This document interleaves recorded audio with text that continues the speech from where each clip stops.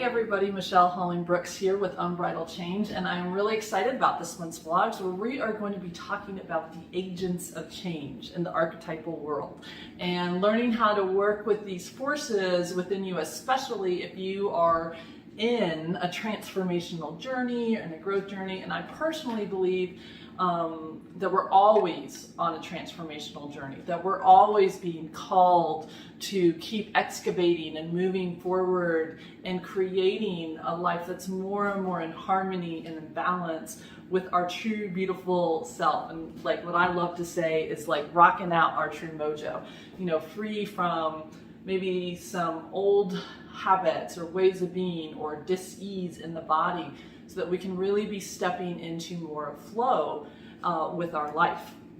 And knowing that, you know, of course, life is going to have its ups and downs and things are going to get thrown into our field. And if we can feel overall, though, that we have the ability to surf with the ups and downs and feel like we've got the ability to work with those forces versus get knocked off the surfboard and tumbled underneath the water, you know, and slammed up against the rocks. That's not a super fun way, and like drag yourself back onto the beach with like half a board behind you. We've all had that feeling, right? What would it feel like if we felt more confident in being able to surf with life's ups and downs versus the pattern of getting tumbled against it?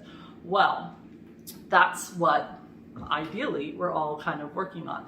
And what I want to do is introduce you in this vlog to the class of archetypal patterns that really work with transformation on a like boots on the ground. They are the forces that come in to really ignite it when it's being asked to come forward and shift into change. These are the ones that kind of come in. And so they're called, like in Carolyn Mace's world of archetypal patterns, she calls these agents, you know, of change, the purifiers. These are the ones like the destroyer, the liberator, the healer, the shaman, the exorcist, the alchemist, you know, and a couple other ones that are in there, but those are some of, just to name a few. And what these energetic patterns do is most of us go, we do not like them because they kind of can come in with like what feels like chaos and havoc and everything moving and grooving. And if we don't kind of have an awareness of them, we can definitely feel like we've been knocked off our surfboard. We're down in the ground, we're getting tumbled around, turned all upside down, and we come out and our head comes above water and our world is all falling apart, different and all over the place. Or we can learn how to start to identify, get some information, some little heads up, to feel when these agents of change are coming in, so that we can feel like, okay, I got you coming in. I can identify a little bit of what the flavor is, what's being called forward, so that you can actually start to work with that pattern instead of against it. Go surf it instead of like being continuously pummeled and overwhelmed by it. And like even worse, trying to keep whatever it's up to like scaffolded and hold so it just ramps itself up higher and higher. The other thing is like we are in a transformational era. It just is what it is. The systems that make up our bigger like world are coming down. They are no longer fitting. They are no longer serving. They are not working, so to speak. And they're designed right now to come down. Why? Because they need to come down for something new to come forward. So this breakdown has to happen because Einstein said it best. You cannot, you know, create new energy. Energy cannot be created. It always is. It just transforms from one form to the other. Can't be discreted, can't be destroyed. It's transformation. It's from moving from one form and system of pattern of way of being, breaking down and constructing and patterning and harmonizing into a new one. If you've ever watched those sand tray things where they kind of come in and they put the sand on top of a speaker and they change it from note to note, and it goes from a beautiful mandala in one note, and then as it shifts, as they turn the dial and the note changes in frequency to another note, what happens is the pattern totally breaks down. It completely deconstructs and it looks like just nothing but chaos. And as more and more of the frequency of the new note starts to come online, that what happens is it brings in you start to see form coming in. You start to see it, then bam, it feels like bam, there's a new mandala. There's a new pattern that goes with that new note. Well, it's really great if it would go from this to this, but it doesn't. There is a process of complete breaking down, complete disorganization before new organization starts to fund. And if you notice, you think you know what it's going to make, then all of a sudden it shifts right at the end into another one. I really suggest go looking at that. I might find a link and put it in here into my blog when it comes out on the web. I might do that. Okay, so that process, that messy middle, is very real. And that's what we are in as a collective unit right now. We are in the messy middle. And then each one of us on our own has moments of that all the time happening. Sometimes it feels like it's the whole world of us, like all those little aspects of us, you know, career, health, financial, recreation, you know, spirituality, like all the different pieces of the life wheel. Like you're like, man, the whole thing's up for grabs. Sometimes it's just coming in maybe through the health and wellness. Sometimes it's coming in through career. Sometimes it's coming in through relationships or family, you know, or personal recreation or spirituality. Sometimes it has a doorway of one wedge, but one wedge is going to influence and impact all the other pieces.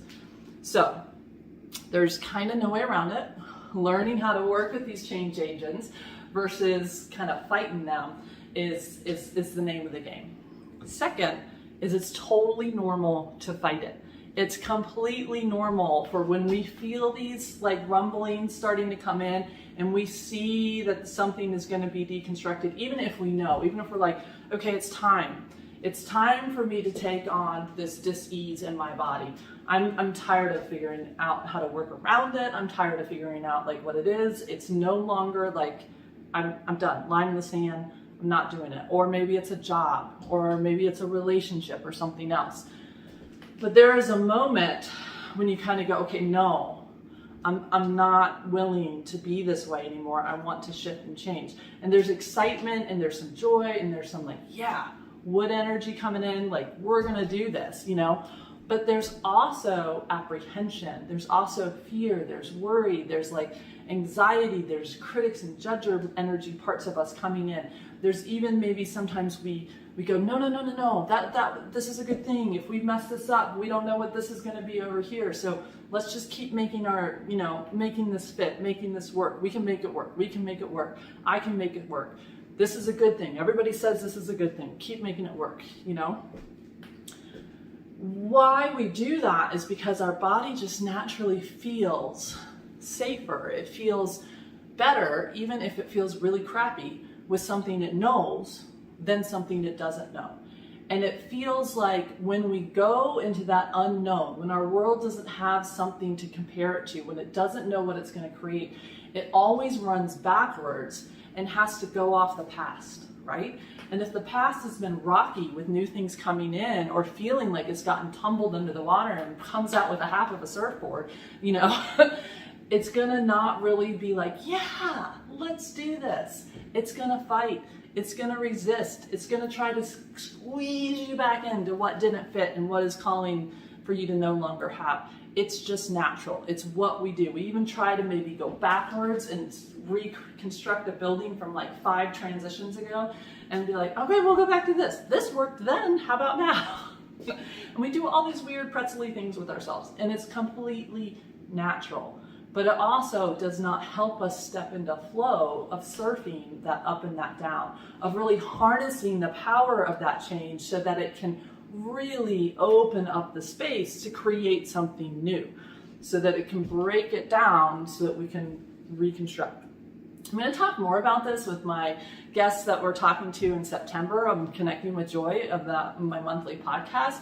But in this one, I really wanted to kind of take a moment and introduce you to these little patterns, these little agents of change. So they each have their own flavor. You know, that's why there's not just one, right? Within the archetypal pattern of transformational change that comes in, you know, there's a couple ones underneath there. So for example, the destroyer. Its flavor, its mode, it comes in when there's too much congestion in the system. When it's gotten too stifled, it no longer works, it doesn't have enough room. And the destroyer comes in and says, let me clear the floor, let me move stuff around, let me make room for new flow to come in, let me make room, right? And when that happens, that can feel like an earthquake. It can feel like a tornado coming in and just wiping out. You know, it can feel like all these different things.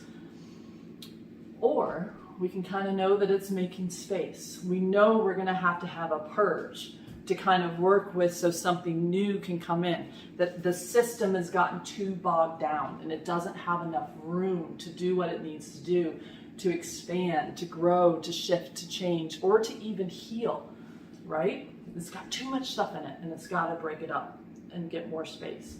The liberator comes in when there is oppression, when there's something constricting or stifling from that angle of not allowing the beautiful power that piece has to come forward. Or maybe that piece doesn't even know that it's an integral part of the system and it's missing something because it hasn't been able to access its voice or to have its power. It hasn't been honored or valued. And so it doesn't even know that it's showing up is part of the greater scheme of really helping to bring balance and light. And so the liberator energy comes in and says, hey, you've got power, you've got light, you're an integral part of this system. We need to help reorganize this a little bit so that every piece is honored and every piece has the ability to express itself into its fullest and really step in to its light and its frequency as part of that tapestry that comes together. So that's a little flavor of the liberator. You know, the healer comes in and helps to show, to bring awareness, to see the areas that maybe have gotten a little funky wiring or maybe had some scaffolding, but that scaffolding is no longer working.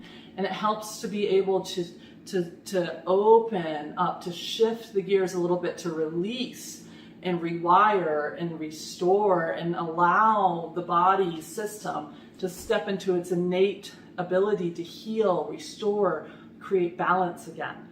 You know, the alchemist comes in to really help bring in that shift from one way of being, one pattern, and like completely bring it and allow it to transform and transmute into another pattern, to allow something that maybe was not helpful to shift into a way that is exactly what the system needs, calling in something completely new into the system so that it can help balance and shift and change and restore itself, right? The exorcist comes in and says, you know, okay, there is an energetic pattern that has really forgotten its essence. It doesn't understand itself anymore. It's gotten all shades of twisted up, turned all over the place. And it's like acting toxic, and it's getting other parts to forget and not understand and restrain and not work together. It comes in and says, let's help that piece remember. Let's help it remove it and take it to a place where it can be healed and remember and honor its light so that the system itself can go back to remembering its honor and its system, right? So all of these pieces have their own little flavor of how they show up and how they help to bring in change. And what I want to also do is introduce another concept here. One of the things that happens in these moments where we realize, okay, this structure's got to come down and this one's got to come up, a place where we really get stuck, where I really see my clients like throw themselves off a cliff in the shame and blame and whatever, and even societal wise, like big change, you know, like it's in this blaming and shaming of how that structure got the way it was. And especially in the personal side, and how we construct our internal systems with our bodies, with our nervous system, with our body, makeup of our endocrine system, and then even how we interact with our interpersonal systems, connections with others. We can have a real tendency to like blame ourselves. I mean, why did I set it up that way? Why did I do this? Like, there's something wrong with you. Why couldn't you make that work? Well, you know, who lets that system even get developed in the first place? All of those do not help. We do that because we're kind of taught to take that on, but I want to offer you a way out. I want to offer you a little reframe. Instead of blaming and shaming of how the system got where it is, can you maybe enter into a new frame of thought that maybe the system was doing the absolute best it could at the time. Maybe the choice and the way it came up with trying to find balance was absolutely exquisite because it was just trying to survive, to protect itself, or to give it a sense of control in that wins. And it was the best structure it could come up with at the time.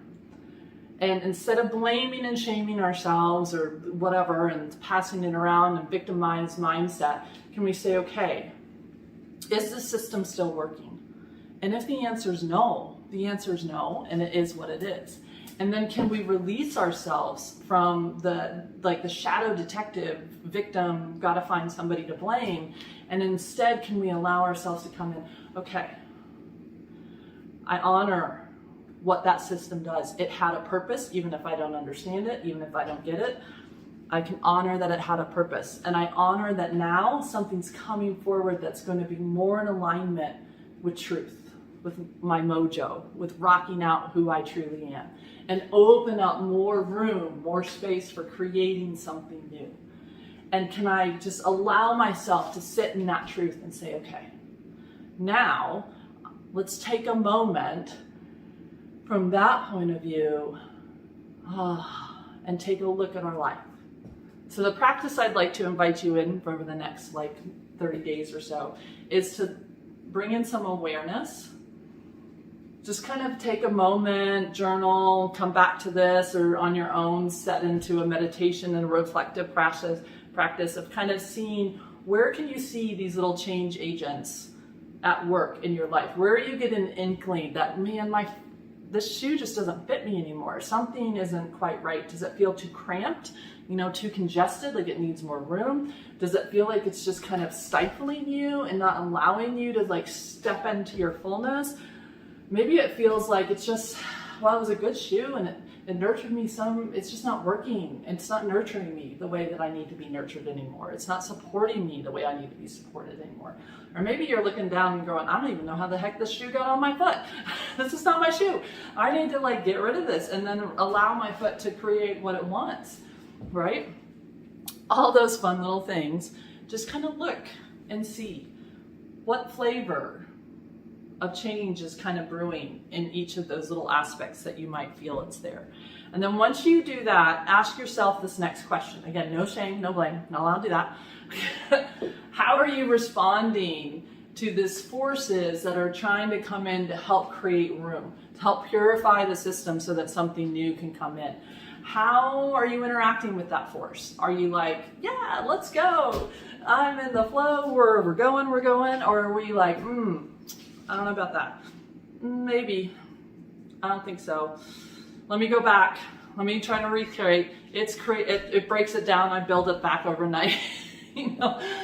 For real. Be aware with yourself. Be kind and considerate with yourself, but really kind of take in some insight as to how you're interacting with this desire to help create something new that's going to be more supportive for you rather than staying in an old system, an old pattern, belief system, way of being, connections that are no longer working for you. How am I doing with that? Am I all over the place? Am I kind of in it? Where am I knocking it out of the park and really allowing that to come forward and co-creating with it? Or where am I trying to act like it's not happening and avoiding or not participating or actively fighting back?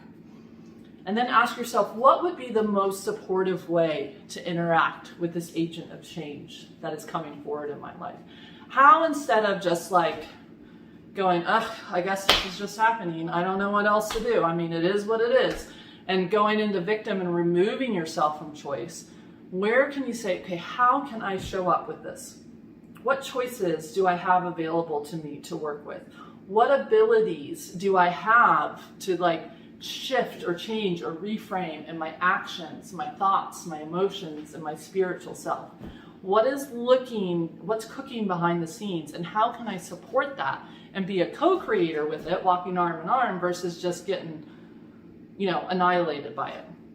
Where can I shift out of victim and submitting to it and being crushed by it to stepping into, okay, I'm working with it. I might not always feel comfortable. I might be like, this is too big of a wave to ride, but I gotta remind myself and keep remembering that I have the ability, I have support, both internal and external, and where can I ask that? And where can I release the struggle of trying to gain control and allow that to ease and see the grace and to see the moments of support that are available and actually start to feel into a little bit of inklings of what might be up and what's coming forward and what aspects can I be working on while that's shifting and changing within myself.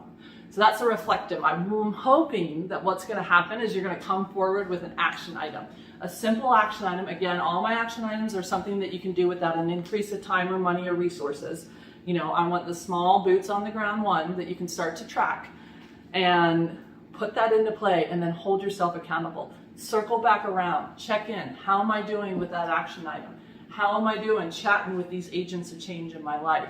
So that you can shift from feeling like you're getting pummeled to feeling like, okay, I'm learning how to surf this, and I might fall down every once in a while, but that's okay. It's all right. I'll get up, put myself back on my surfboard, and keep on trucking. Or I'll ask for some extra supports with it. You know, have fun. Give yourself a little bit of play and freedom and grace in that transformational journey with these agents of change, because it can feel overwhelming super fast. All right, so have fun with this. Let me know how it goes. I love to hear feedback on how these little exercises go.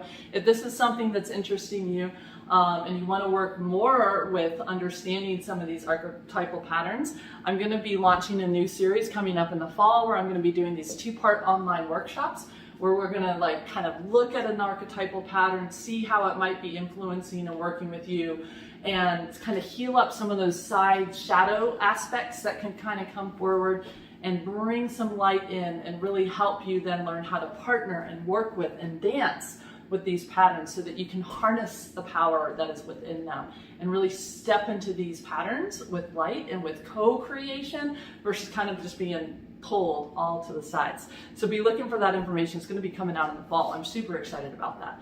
Again, this is Michelle Holly-Brooks with Unbridled Change, and I hope that you are doing well, and good luck as you explore your relationship with the agents of change. See ya!